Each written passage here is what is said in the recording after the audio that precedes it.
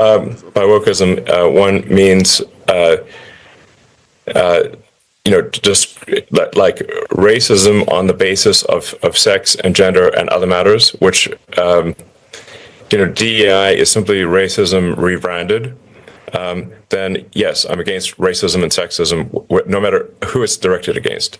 It is entirely possible to be racist against white people or black people or Asians or anyone else, and we should really accept no racism or sexism in any form, no matter what it's called. DEI and wokeism essentially advocate racism and sexism. That is wrong. They're also anti-meritocratic. So we should really, in my view, have a meritocratic society where people succeed as a function of their abilities and how hard they work. That should be the only way that people succeed, not through some arbitrary measures that are discriminatory. So we need a meritocratic society, and we need freedom of speech.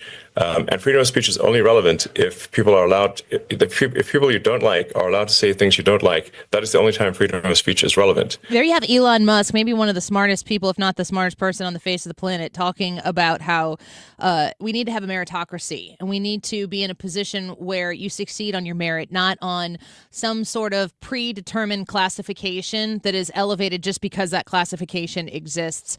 Our YouTube poll for today: have DEI policies and anti-racism education affected the level of racism in the United States? Yes, lowered it. Yes, increased it. Or no effect. We'd love to know your thoughts on that. When we get to our guest, we're speaking with Deroy Murdock because it's Wednesday, nationally syndicated columnist, Project 21 ambassador, and Fox News contributor. Deroy, welcome back to the show. It's great to have you with us. Great to be with you again, Annie. I do want to get to your piece in the Daily Signal, but we asked this daily poll, and I wanted to give you the opportunity to give us your thoughts on this. DEI policies have, I don't know if you would agree with this statement, maybe became a thing when Hope and Change came on the scene in the mid-2000s with Barack Obama, but we're getting close to being about 20 years into this project of DEI, of anti-racism, critical race theory. And I'm wondering if you think it's affected the level of racism in the United States. I think it has, and I think it probably goes back before then. I mean, we've been doing racial preferences in education and contracting and so on, probably going back to this, 1970s or so, when Richard Nixon, of all people, started the Equal Employment Opportunity Commission and started a lot of the set-aside programs, that sort of thing.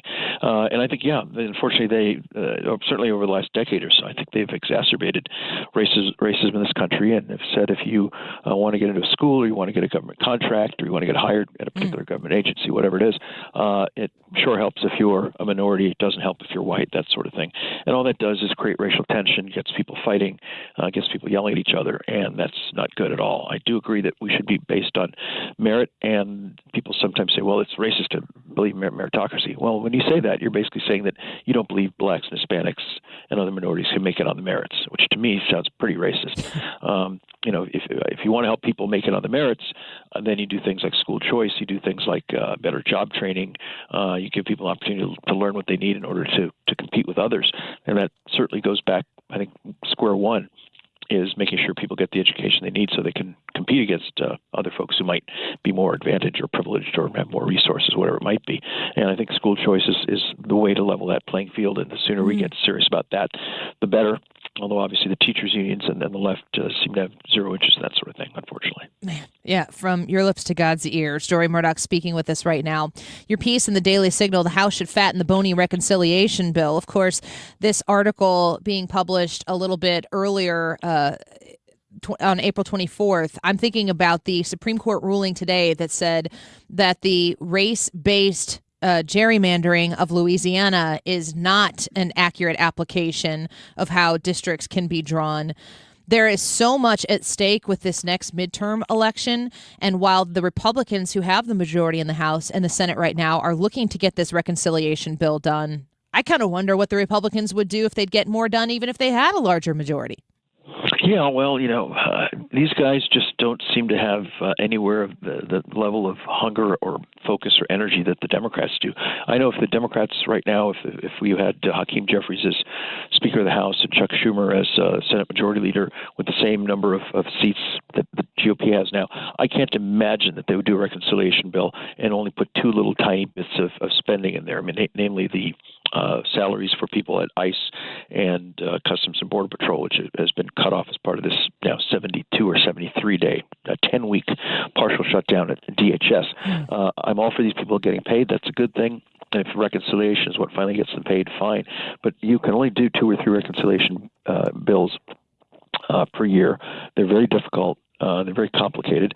And so if you have a reconciliation bill, you don't just put 2 little bits of spending in there. You load that thing up with things like a modified Save America Act that has some fiscal aspects, whether it be spending, helping people get free birth certificates, as you and I have discussed, getting free photo ID. If states don't cooperate, I imagine the state of Illinois probably, under Governor Pritzker, is probably going to look at the Save America Act and laugh and say, we're not going to do that. Okay, fine, we're going to bill you, we're going to fine you $10 million a day.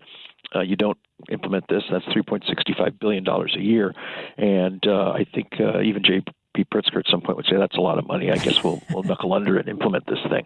So if you have the Save America Act actually spending money, collecting money, it becomes a fiscal vehicle, and therefore it qualifies for reconciliation, or at least you can make an easier argument for that. So I've described what John Thune has done with this reconciliation bill with almost nothing in it, a bit like a Boeing 777 with 2 passengers and 362 empty seats. It's an absurd way to run an airline. It's an absurd way to run the Senate. And what Mike Johnson and the GOP House should do is put in things like, as I say, modified Save America Act, put in tax cuts like a corporate tax at 15%, taking some of the savings from Doge and making those permanent as part of the budget. I would put something in there about the census for the 2030 census, saying that, yes, we will go back to asking people, are you a citizen?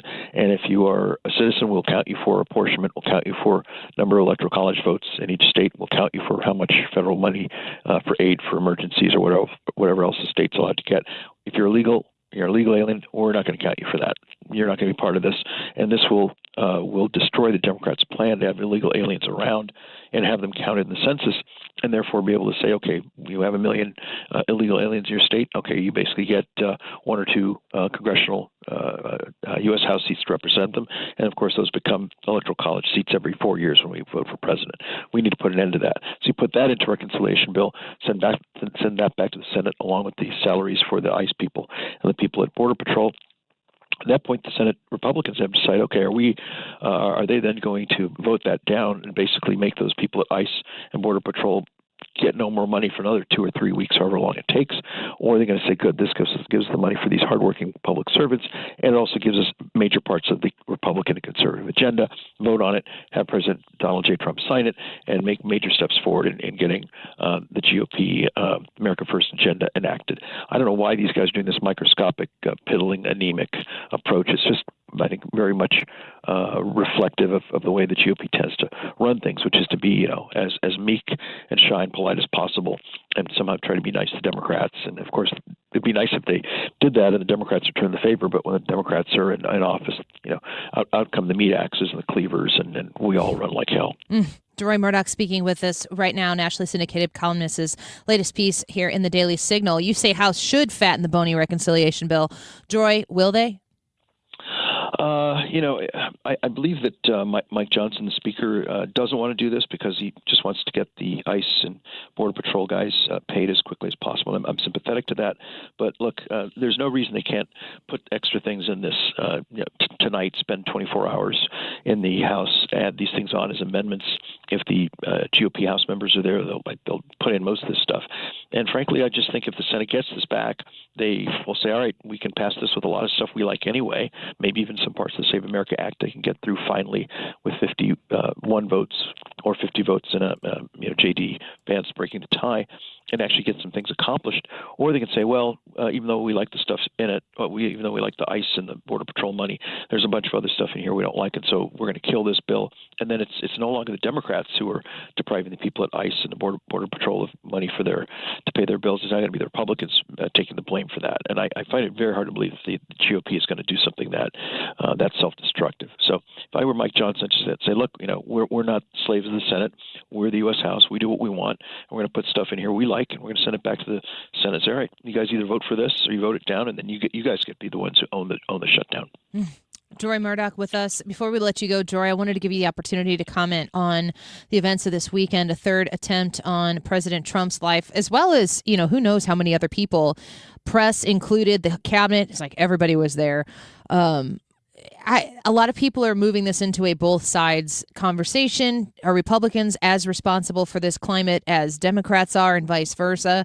What's your 30,000-foot view, your take after this past weekend about, what do we do tomorrow when yesterday looks as it does? Sure thing. Yeah, look, the left like to say, oh, both sides do it. This is a bipartisan problem. No, it's not. I mean, President Trump has been basically almost killed on 3 occasions. Who knows if this gunman had gotten through the doors, he could have opened fire and killed President Trump.